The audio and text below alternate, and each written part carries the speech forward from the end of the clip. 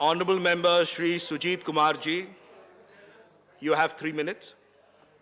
19 minutes, of which my party colleague has taken 15, so 19 minus 15 is 4. It's 16 minutes. Anyway, please continue. Sir, we do recognize that Honorable Finance Minister had to present the budget in very difficult times.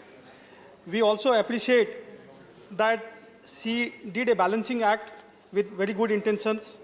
In fact, during the discussions on the budget in this August House, I had conveyed my Honorable Chief Minister, Shri Naveen Patnaik ji's appreciation of the growth focus of the budget, of course with some concerns.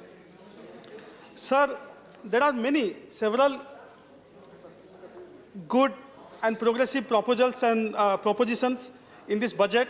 In the interest of time, I'll very quickly summarize some of the good direct tax proposals. A reduction in time limit for reopening of the income tax assessment from 6 years to 3 years. This will definitely reduce tax terrorism, as they say, and give peace of mind to the taxpayer. The threshold for exemption from audit has been hiked from 5 crore to 10 crore for the business entities who have 95% of the business in digital form.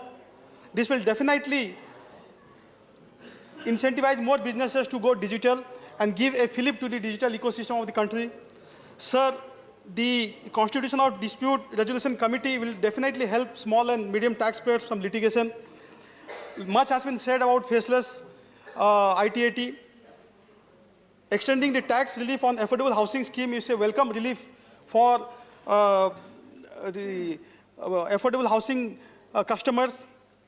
I will definitely make a special mention of the startup incentives, sir, because I've been deeply involved in promoting the startup ecosystem of the country, and I definitely applaud the Honorable Finance Minister for extending the relief to the startups.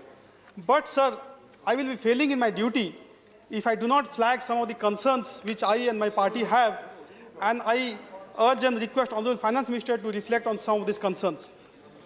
Sir, the first concern which I have is regarding the increase in cess and surcharge, which has increased tenfold in the last couple of years, which is definitely not in the spirit of cooperative federalism.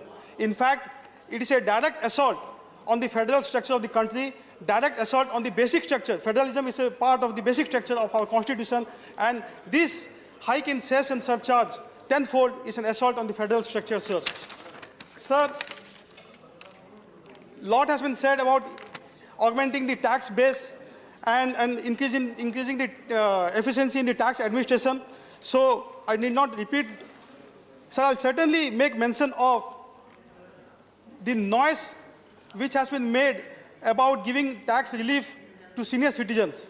Sir, as Honorable Member from Andhra Pradesh was mentioning, it is only concession in the compliance. It is not concession in the tax.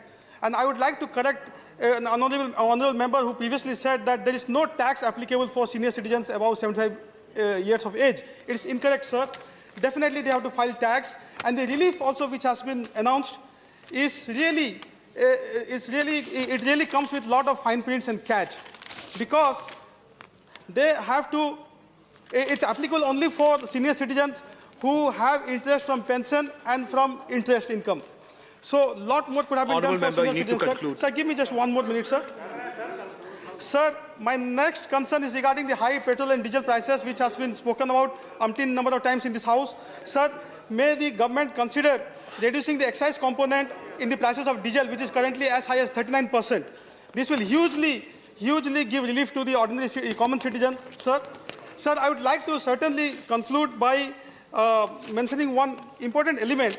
Though this discussion is on the finance bill and not on the budget per se, sir, I would like to highlight 2 points here, sir. And I had highlighted this during the budget discussion as well. Sir, the allocation for education has been reduced by, sir, 30 seconds, sir. Allocation for education has been reduced by 6% over last year. Sir, way back in 1964, Kothari Commission had recommended spending 6% of India's GDP on India's budget on education. Instead of allocating 6%, sir, we have reduced 6% vis-a-vis previous year. Sir, this is the year when we are rolling out the new education policy. This is the post-COVID year, sir.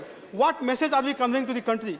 That the government is not serious about education? Thank you, Honourable Member. That the government is not serious.